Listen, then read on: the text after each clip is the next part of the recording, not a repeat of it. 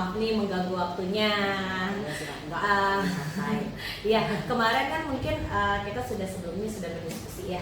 Rencananya mungkin hari ini ya tanggal 8 ya hari ini tanggal 8 kita akan melaksanakan observasi kelas. Nah, sebelum pelaksanaan observasi, mungkin ada baiknya ya kita berdiskusi terlebih dahulu terkait apa yang akan kita lakukan nanti ketika pelaksanaan observasi dilaksanakan. Sebelumnya, Bu Aa, dari hasil observasi nanti, ya, tujuan pembelajaran yang akan dicapai oleh peserta didik ketika pelaksanaan observasi apa ya? Ya juga untuk tujuan pembelajaran, kebetulan materinya itu saya untuk saat ini ya materinya tentang kepribadian. Nah, dari materi tersebut tujuannya yaitu supaya peserta didik dapat memahami arti dari kepribadian itu sendiri. Kemudian peserta didik dapat mengetahui berbagai jenis kepribadian, kemudian peserta didik dapat mengetahui bagaimana sih kepribadiannya atau karakteristik dirinya sendiri, dapat menilai tentang dirinya sendiri, bagaimana kepribadiannya sendiri, karena kan kalau kita lihat kepribadian seseorang itu pasti akan berbeda-beda. Jadi itulah tujuan saya menyampaikan materi dari kepribadian. Oke, jadi materinya tentang materi kepribadian, tujuannya adalah tentang penilaian karakter ya. Karakter. Oke, baik.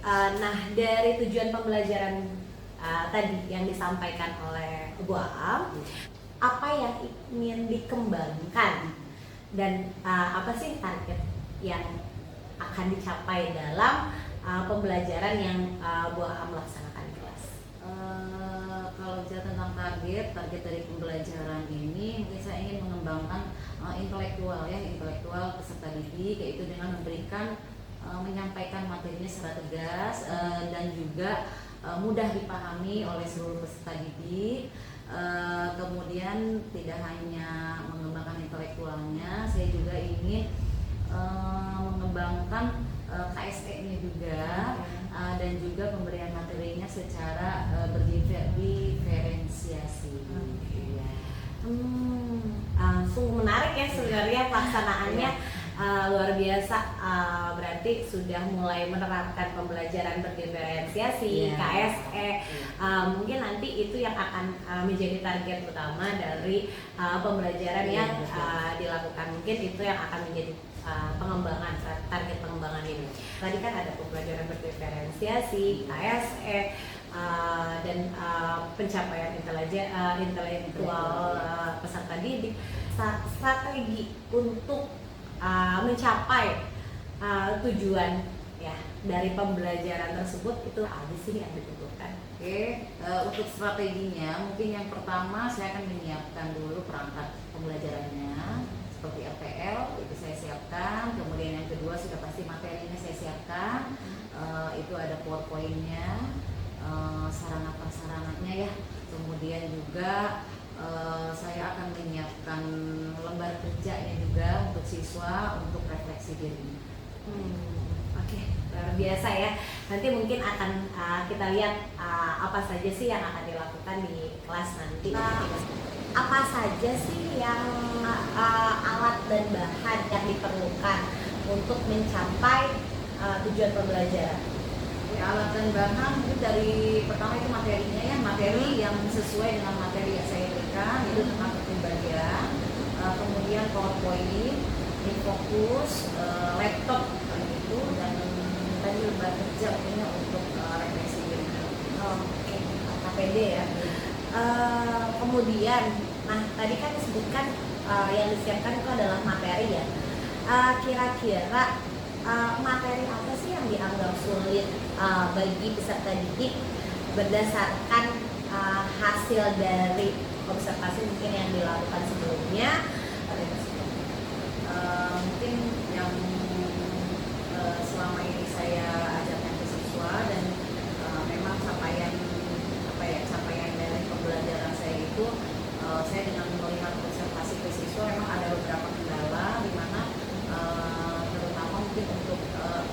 pembelajaran yang berhubungan dengan karakter, kadang-kala siswa belum mengenal sepenuhnya yaitu tentang dirinya sendiri. Jadi dan juga siswa dalam hal kepribadian mungkin masih membawa atau pembawaan dari, apalagi anak-anak baru kelas 10 itu masih dibawa mungkin dari SMP-nya kebiasaannya. Jadi disitulah mereka memang prosesnya harus luar biasa. Jadi harus sering pun meskipun materinya sudah selesai saya sampaikan, tapi ketika saya masuk kelas tetap saya menyinggung ke materi tersebut supaya anak-anak tidak lupa dan akan selalu saya ingatkan, apalagi dalam hal karakter atau kepribadian karena itu penting. Luar biasa sekali ya. Ternyata kompleks juga ya yang dihadapi oleh peserta didik ya. Karena itu yang memang sulit kalau kita belajar tentang karakter ya, kepribadian itu butuh waktu yang luar biasa dan kesabaran kepada semua peserta didik ya. Harus sering mengingatkan, jangan sampai kita lengah. Untuk jam pelajaran sendiri mungkin yang kira-kira sedikit nih ya, kalau untuk BK itu kan sebenarnya tidak ada jam khusus bagaimana konseling. Kira-kira waktu yang diberikan cukup atau tidak? Kalau kebetulan kalau untuk waktu klasikal masuk kelas itu memang hanya 1 jam, itu kurang ya, kalau dikatakan kurang ya kurang. Cuma kita coba untuk bisa menyampaikan semua pesan dari kita dari BK yang apa yang memang penting untuk mereka. Mudah-mudahan kita bisa menyampaikan dan kita press materinya sesimpel mungkin, tapi memang bermakna. Kalau dikatakan waktu untuk klasikal sih memang kurang, tapi kita menyediakan waktu di luar dari jam pelajaran klasikal. Kita standby selalu di sekolah karena memang setiap kali ada kita siap untuk mendidik anak di luar jam pelajaran. Untuk luar biasa, jadi makin semangatnya tertarik untuk melaksanakan observasi. Jadi supaya mungkin kita bisa melihat hasil dari pembelajaran di kelas seperti apa. Mungkin setelah ini bisa kita langsung observasi ke kelas. Terima kasih sebelumnya Bang. Sama-sama. Ya, nanti kita ketemu di kelas. Terima kasih. Ya.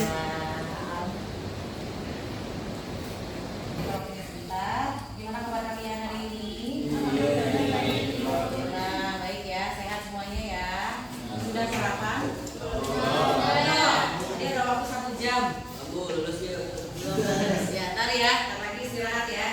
Oke, kelasin dulu ya. Abdul Fatah, Ahmad Kaikal, Alfonsus, Amelia, Akhir, Arya. Arya biasanya mana? Dimas, Pak Tony, Pada Aiman, Hana, Jerry, Hadir Bu. Maria, Maulana Rizky, Muhammad Rizik. Sudah semua ya, yang tidak hadir 1 ya. Oke, sebelum itu baru masuk kelas ini ya. Dari setelah hari raya, Ibu mengucapkan minal aidin dulu, masih Syawal ya. Masih bulan Syawal ya, minal aidin wal faizin. Karena ketika halal bihalal juga itu tidak ikut ya, tidak ikut di lapangan. Mohon maaf lahir batin. Mudah-mudahan kesalahan Ibu, perkataan perbuatan Ibu, baik yang disengaja atau tidak disengaja, dimaafkan. Kesalahan kalian pun sama sebaliknya, insya Allah selalu Ibu maafkan. Oke. Untuk hari ini paling kita hanya review dulu ya, review materi yang sebelumnya karena sudah lama sekali ya tidak belajar di selang kemarin sanlat. Mudah-mudahan kalian masih ingat materinya apa terakhir ini Dol. Apa review materi yang sebelumnya terakhir Ibu sampaikan. Kita sharing apa ya? Sharing tentang apa? Lupa. Yang suka bikin coretan karena itu tidak pernah mencatat, tapi kalian sendiri yang nyatet ya apa yang disampaikan tentang apa? Sebelum patroli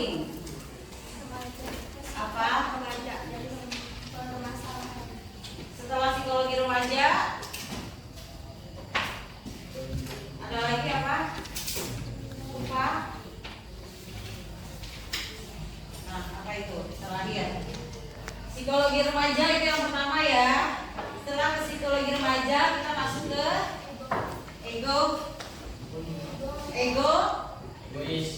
egois. Tentang apa? Lupa. Kepribadian yang terakhir. Ibu tidak berikan catatan, tapi silakan ya.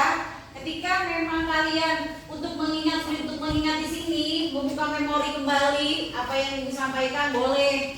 Yang kunci-kuncinya saja yang penting, karena materi yang ibu itu tidak perlu ada catatan banyak. Yang penting kalian ingat, paham, tahu. Kemudian apa? Kalian laksanakan, kalian lakukan dalam keseharian kalian. Ya. Materi yang terakhir itu tentang kepribadian. Ya, kepribadian manusia. Ya, itu tadi betul kata Maria, ada ego, ada super ego. Ya kan, itu masuk ke dalam nanti akan terhimpun ya dalam yang namanya apa? Kepribadian. Itu nanti akan muncul dari suatu apa? Kita akan melihat orang lain dari tingkah lakunya. Ya. Itu aja ya. Mungkin setelah liburan kalian banyak healing. Ya. Setelah lebaran kalian banyak jalan-jalan, ini sudah di-refresh lagi sehingga hilang semua materi. Ya, hilang semua yang diberikan oleh guru. Nah, jadi itulah kepribadian. Mudah-mudahan kepribadian ini ada di dalam diri kalian, tingkah laku kalian memunculkan kepribadian yang baik. Meskipun ibu sudah sampaikan dalam satu kelas ini beraneka ragam karakteristik, penuh warna, ya. Sudah disampaikan ada yang diam, ya kan? Ada yang nggak bisa diam, ada orangnya yang ya beraneka ragam, berbagai macam. Ya, sudah disampaikan ada yang sanguinis, melankolis, pragmatis, atau lebih kalian bisa pernah mendengar itu ada yang kepribadian yang ekstrovert dan introvert dan ambivert. Itu perpaduan antara ekstrovert dan introvert. Nah, ini yang bagus, perpaduan. Jadi kalau orang punya kepribadian perpaduan antara introvert dan ekstrovert, dia bisa menyesuaikan keadaan dan situasi. Bagaimana keadaannya ketika saya harus diam seperti ini, ketika belajar klasikal di kelas. Meskipun orang itu tidak bisa diam, orang-orang ekstrovert itu biasanya tidak bisa diam ya. Tapi ketika dalam keadaan belajar seperti ini dia bisa diam, bisa menyesuaikan, perhatikan, dengarkan. Meskipun tipe belajar nanti ada hubungannya juga. Bagaimana kepribadian seseorang dengan tipe belajarnya? Apakah tipe belajar dia yang memang bisa mendengarkan orang ceramah? Apakah tipe belajar dia bisa menyerap ilmu, mudah mengingat pelajaran hanya dengan membaca? Ya kan? Apakah tipe belajarnya dia dengan apa membuat catatan-catatan khusus? Apakah tipe belajar dia ketika mengingat pelajaran, ketika besok mau ulangan, dia belajarnya dengan diucapkan keras? Ada yang di dalam hati. Itulah berbeda-beda, itu masuk juga ke dalam kepribadian seseorang. Itu ya. Ada yang ekstrovert, ada yang introvert. Nah, di sini kita lihat banyak sekali berbagai macam. Ada yang ekstrovert, ya orangnya berdiam, tidak bisa diam, biasanya happy, welcome, ya enak diajak berteman, enak diajak bergaul, mudah menyesuaikan diri. Ada juga orang-orang yang introvert, yang mungkin lebih ke pendiam, sulit untuk diterka. Dia sedang sedih, senang, galau, ya gembira, happy dan sebagainya. Iya. Lagi ada masalah? Tidak ada masalah juga. Ya, ada. Ada kan di sini? Di sini kan? Di sini ada ya. Semuanya periang ya, semuanya apa? Ekstrovert semua. Waduh, susah ya kalau semua ekstrovert jadi juga ya. Jadi kalian bisa lihat bagaimana. Tapi sebelum kalian nilai teman-teman kalian, aku sudah sampaikan, jangan dulu menilai orang lain sebelum kita bisa menilai diri kita sendiri. Jangan sampai kita mengkritik orang, apalagi hal-hal yang negatif. Kita harus introspeksi diri dulu. Ya, khawatir apa yang kita sampaikan ke orang lain, kita juga belum benar. Tuh ya, harus introspeksi diri. Intinya dalam hal kepribadian, tolong harus ada sekalian, inilah ya kalian disekolahkan dari TK, SD, SMP, SMA. Harusnya sudah ada perkembangan yang lebih baik, lebih bagus lagi. Ya, jangan sampai dari SMP sudah bagus, karena pengaruh pergaulan di SMK menurun. Itu salah. Ya, berarti hasil belajarnya belum ada. Ya, berarti hasil belajarnya apa? Tidak ada. Apa yang dia dapatkan selama di sekolah? Ya kan, dari SMP sudah bagus, SMK jelek, berarti dia belum punya prinsip di dalam dirinya. Ya, apa tujuan dia datang ke sekolah? Harusnya kalau sudah baik tingkatkan. Ya, harus lebih baik. Yang kurang baik mungkin dengan bertambahnya pengalaman, ya kan? Dengan bertambahnya teman, pergaulan ingat, pergaulan yang baik. Berteman bebas silakan ya. Ketika kalian berteman boleh dengan siapapun. Tapi lihat mana teman yang memang dijadikan contoh untuk kalian ikuti dan ikuti. Harus bisa memilah-milih. Ya, memilah-milih dan artinya bukan milih kamu teman sama dia tidak. Ya, kalau berteman itu bebas. Tapi mana yang memberikan pengaruh baik itu bisa. Ya, jangan sampai temenan sama yang tidak baik ikuti yang tidak baik. Dia jadi bolos ayo. Sudah tidak ada ya di sini ya. Ya, itu sedikit ibu jadi panjang lebar masuk ke materi yang sebelumnya. Jadi mudah-mudahan untuk materi yang ibu review materi yang terakhir, mudah-mudahan kalian bisa membentuk kepribadian kalian yang sebenarnya gimana. Ya, mudah-mudahan sedikit yang ibu sampaikan kalian paham. Oh iya, ketika saya memang ada yang kurang baik di dalam diri saya harus ubah, introspeksi diri saya.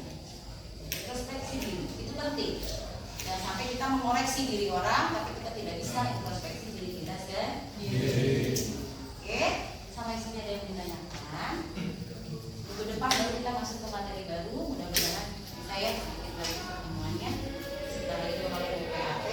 Mudah-mudahan semua ikhlas. Makanya motivasi belajarnya tolong ditingkatkan. Jangan ada lagi yang nyimpang-nyimpang. Ya, niatkan lurus datang ke sekolah. Gak usah mampir-mampir. Gak usah kalian ke warung beli rokok. Ya, kalau mau ngerokok silakan di rumah tapi tidak pakai seragam. Jangan di rumah, tidak di luar, di depan orang tua kamu. Bukan di sekolah atau di luar, apalagi berangkat atau pulang sekolah.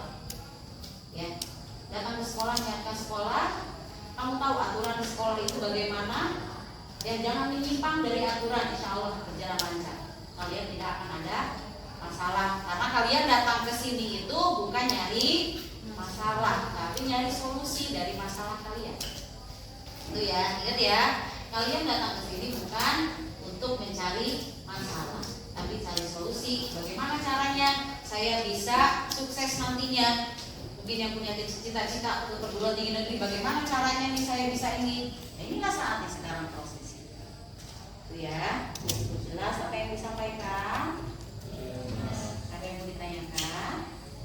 Cukup? Oke, mungkin untuk hari ini buka.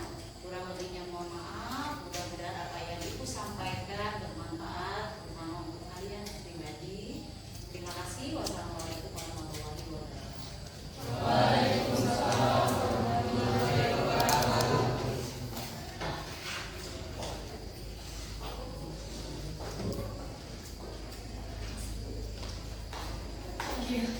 Sudah cukup? Sudah cukup. Makasih ya Bu. Ya, sama-sama. Assalamualaikum Bu Ga. Waalaikumsalam Mbak. Selamat Aduh, pagi nih. Selamat pagi. Maaf nih, kita terusin yang kemarin ya, karena kemarin belum sempat kita melaksanakan refleksi ya. Karena waktunya juga kemarin sudah sore, jadi Iya. agak terburu-buru. Jadi lanjut hari ini ya Bu ya. Boleh. Iya. Jadi gimana nih dari hasil kegiatan kemarin nih, apa yang Bu Am rasakan? Aduh, kalau bilang dirasakan gimana ya? Agak deg-degan kali ya, karena ngajar itu bukan diawasi ya, mungkin sambil dilihat ya, di situ ada juga Bu Ga di kelas, jadi agak deg-degan gitu ya. Tapi alhamdulillah seiring berjalannya hilang kalau deg-degannya. Ya cuman ya alhamdulillah sih kemarin ketika pembelajaran berlangsung ya saya sambil lihat anak-anak ya. Mereka sih bisa ngikutin, mereka pun bisa fokus ya ketika saya sedang menjelaskan dari awal sampai akhir ya penutup. Ya cuman ketika ada sesi tanya jawab mereka tuh tidak ada yang bertanya ya Bu ya. Entahlah, mudah-mudahan sih paham ya materi yang saya sampaikan, mudah-mudahan mereka mengerti apa mungkin tidak ada keberanian atau bagaimana.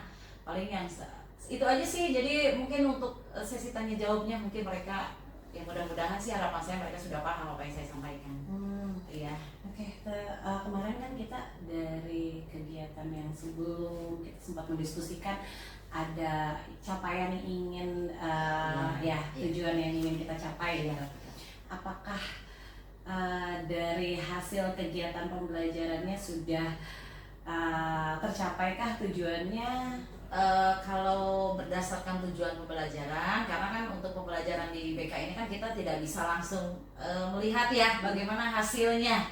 Tapi hasilnya mungkin seiring dengan berjalannya waktu dengan mengadakan saya sendiri observasi ya, melihat bagaimana perkembangan anak-anak dalam hal perilakunya dari situ. Kalau itu untuk tujuan dari pembelajarannya, mungkin untuk jangka panjang ya kita akan melihat bagaimana perkembangan anak-anak di sekolah. Saya akan melihat seperti itu untuk evaluasi untuk hasilnya. Kalau untuk langsung mungkin belum bisa terlihat ya dari anak-anak itu sendiri. Mungkin nanti. Kalau untuk kegiatan observasinya nih, dari tujuannya yang ingin dicapai dari kegiatan observasi yang kita lakukan kemarin, seperti apa? Tujuan dari kegiatan observasi yang kemarin apakah sesuai ataukah ada hambatan atau ada halangan, seperti apa? Dari segi siswa atau dari apa yang sudah kita lakukan nih, kita kan melakukan sesi observasi. Iya. Nah, selama ini kan terkadang supervisi akademik itu kan kita berpikir, aduh kita dinilai gitu. Aduh harus menampilkan yang terbaik nih gitu. Takut nanti nilainya jelek. Sebenarnya kan tujuan observasi ini kan bukan hanya untuk menilai, malah lebih tepatnya kita mencari untuk perubahan ke yang lebih baik gitu kan ya. Jadi sebenarnya kan itu tujuan utama dari observasi yang dilakukan, observasi akademik yang dilakukan ya. Saya sebagai coach, kemudian Bu Am sebagai coaches, berarti kan ada sesuatu permasalahan atau terkait pembelajaran yang ingin ditingkatkan kembali gitu kan. Makanya perlu diobserver. Nah, apa sih yang menjadi kendala selama ini gitu kan untuk perbaikan ke depannya. Nah, tujuan dari observasi yang dilakukan apakah sudah sesuai atau dari tujuan dari observer yang sudah dilakukan, alhamdulillah ya saya malah senang jadinya. Tadinya saya grogi, takut ya. Ternyata pas sudah berjalan saya senang. Oh berarti mungkin apakah dari yang saya lakukan pengajaran di kelas itu ketika kegiatan klasikal apakah masih ada kekurangan? Mungkin bisa nanti ada masukan ke saya supaya ada perubahan. Mana kira-kira yang memang menjadi jangan seperti ini misalnya gitu. Itu masukan kan buat saya sangat penting sekali. Saya perlu sekali hal itu supaya ada perubahan ketika saya mengajar di kelas. Bagaimana saya bisa membimbing anak-anak saya supaya mereka bisa menerima saya, bisa dekat dengan saya. Itu saya memang butuh itu. Ketika memang ada kekurangan di dalam diri saya, ketika saya mengajar ya, itu saya butuh masukan itu. Dari skala 1 sampai 10 nih ya, tujuan ketercapaian dari proses yang observasi yang sudah dilakukan ada di skala berapa? Ada di skala 8 kali ya. 8, berarti masih ada sesuatu hal yang gitu. Nah, dari hal tersebut ya, hambatan serta gangguan apa sih sehingga menurut Bu Am nih skala ini belum tercapai nih ya sih? Mungkin karena ketika di dalam kelas itu waktunya hanya sebentar gitu ya. Jadi kegiatannya memang singkat hanya 1 jam. Itu pun sudah termasuk ke dalamnya itu ada persepsi ya dan lain sebagainya. Penutup itu hanya dikasih waktu 45 menit paling itu sih. Mungkin kalau lebih lama lagi mungkin akan merasa puas ya. Jadi bisa lebih banyak masukan-masukan apa sih yang menjadi kekurangan di dalam diri saya. Jadi permasalahannya ini adalah di waktu yang singkat ya. Iya. Nah, apa nih solusi yang bisa Bu Am lakukan untuk menghadapi permasalahan yang dihadapi yang tadi waktu singkat dari Bu Am sendiri nih, apa sih solusi yang Bu Am lakukan untuk menghadapi permasalahan tersebut? Baik, kalau dari saya pribadi ya, karena memang waktunya hanya sebentar di kelas itu, jadi tidak terlalu kurang lebih, mungkin anak-anak pun kurang untuk materi itu saya simpelkan sekali. Jadi mungkin solusinya saya memberikan pelayanan di luar jam pelajaran klasikal. Berarti udah sebenarnya sudah ada dari awal sudah menemukan saya solusi coba untuk jadi selain ada pembelajaran klasikal, untuk pelajaran bimbingan konseling ada pembelajaran yang di luar kelas, sehingga sebenarnya itu sudah menjadi satu solusi ya. Jadi sebenarnya dari Bu Am sendiri ada ya solusinya ya. Udah saya bukan kadang kan ya mungkin masih belum ya, itu bisa menyelesaikan ya. Iya, ada jadi sehingga kita sebenarnya tidak harus terfokus pada permasalahan. Iya, betul. Tapi kita melihat peluang-peluang yang ada. Iya. Sebenarnya apapun yang kita hadapi itu ada solusinya. Tapi terkadang kita fokusnya sama masalah. Iya, tapi bukan terhadap peluang atau kekuatan apa yang lain yang bisa kita manfaatkan. Iya, betul sekali. Saya baru ini ya, kayaknya oh iya bener.